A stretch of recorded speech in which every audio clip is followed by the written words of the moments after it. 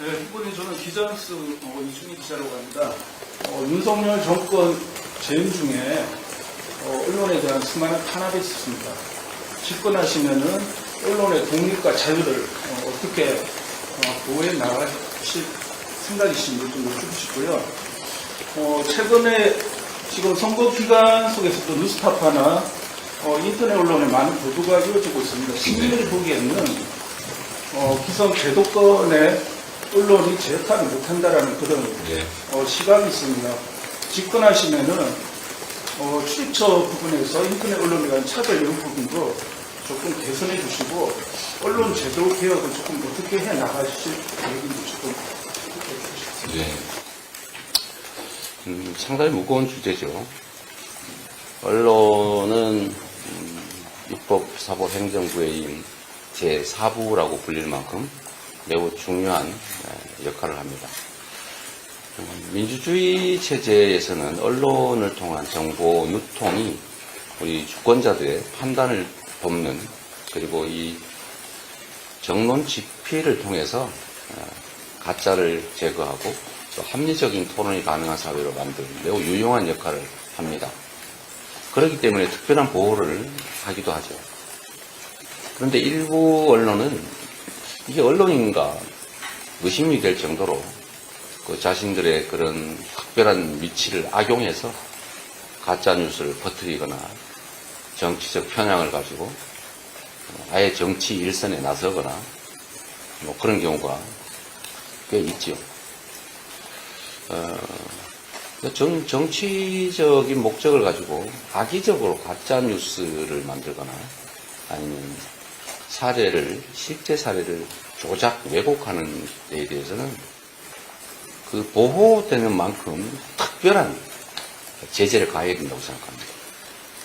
또 반대로 언론의 규모가 크든 작든 관계없이 제 역할을 제대로 한다면 충분히 그에 대한 보호라면 좀 지나칠 것이고 지원이 필요하지 않겠느냐 그런 생각을 합니다. 그런 얘기가 있죠. 언론이라고 하는 게 이제 제재와 규제만으로 과연 제대로 그 언론 시장이 활성화되겠느냐.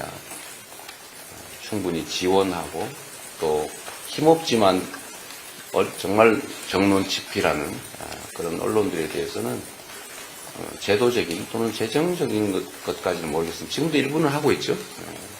그런 가능한 범위 내에서는 좀 균형 있게 언론 생태계라고 할까요? 그런 걸 잘 육성할 필요가 있지 않겠냐 그런 생각 듭니다. 이게 또 난리가 날 것 같아가지고. 한국일보 박준규입니다. 네.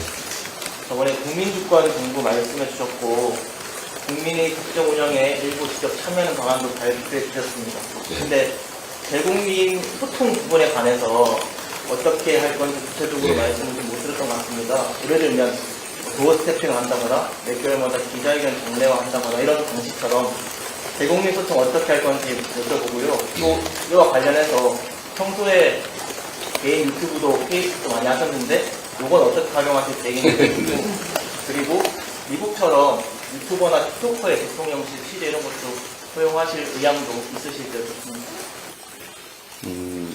유튜버를 취재를 허용하게 할 것이냐, 약간 어폐가 있는 발언 같아요.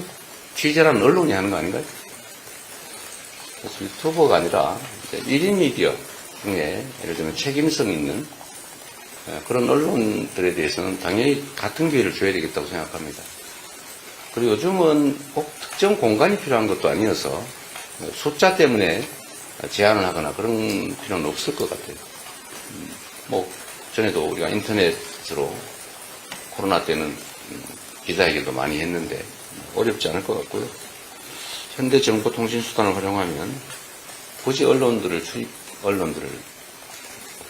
소규모로 제한할 필요는 없겠다. 그런 생각을 기본적으로 가지고 있습니다. 상황을 봐서 또 어떻게 될지 모르겠지만요. 소통 문제는 우려하지 않으셔도 됩니다. 제가 너무 이 소통을 즐긴다고 그럴까?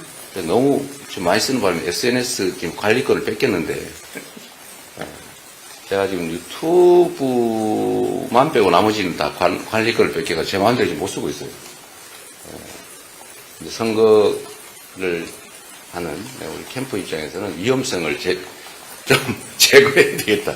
그래서 제가 동의했는데, 저는 도어 스태핑 이런 방식이 타당한지 잘 모르겠어요. 그건 고려해 봐야 되겠습니다. 근데 우리가 뭘 숨기기 위해서 접촉을 제한하는 건 옳지 않을까. 뭐 정기적인 기자 간담회들. 저는 여러분들이 직접 겪어보시기도 하지만, 저는 뭐 이런 질의응답 많이 할수록 좋다고 생각해요. 제한할 필요도 없고.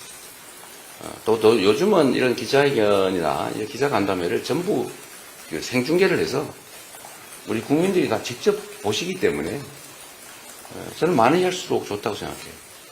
근데 과거에는 이게 반드시 이제 언론사의 데스킹을 통해서 정보가 전달되는 바람에 일종의 왜곡도 일어나고 또 게이트 키핑 때문에 차단되기도 하고 또 이런 부작용이 발생해서 또 실제로 언론 권력이 과도하게 커지기도 하고 그런데 지금은 이제 이렇게 지금도 여러분 많이 직접 보실 텐데 이런 세상이 됐기 때문에 이런 국민과의 직접 소통의 기회는 많이 늘릴수록 좋겠다는 생각을 합니다. 다만 그것도 좀 준비를 해서 해야지. 지나가다가 만나가지고 갑자기 잃어버리면 이게 뭐 개인 사업하는 개인 같으면 뭐 이런 거 상관없어요.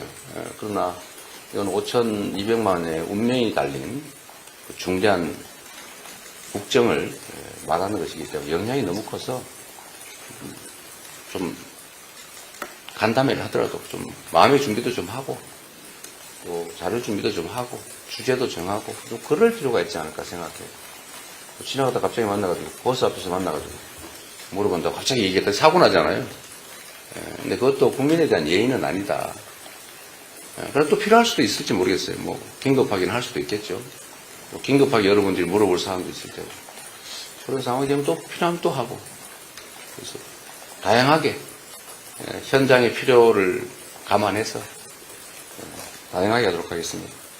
중요한 건 어쨌든 저는 국민의 집단지성을 믿는 사람이고 저는 제도 언론이든 아니면 제도 정치든 인맥, 학맥, 연고 이런 것들의 혜택을 보기보다는 그로부터는 사실 많은 불이익을 당한 입장이고 그 어려운 정치 환경을 우리 국민들과 직접 소통하면서 우리 국민들의 직접적인 지지, 격려 때문에 이 자리까지 왔다고 생각합니다. 저는 국민 속에서 호흡하지 않으면 질식할 수밖에 없는 그런 좀 특이한 색다른 정치 존재라고 생각하기 때문에 앞으로도 제가 살아남기 위해서라도 국민과 더 많이 직접 소통하려고 합니다.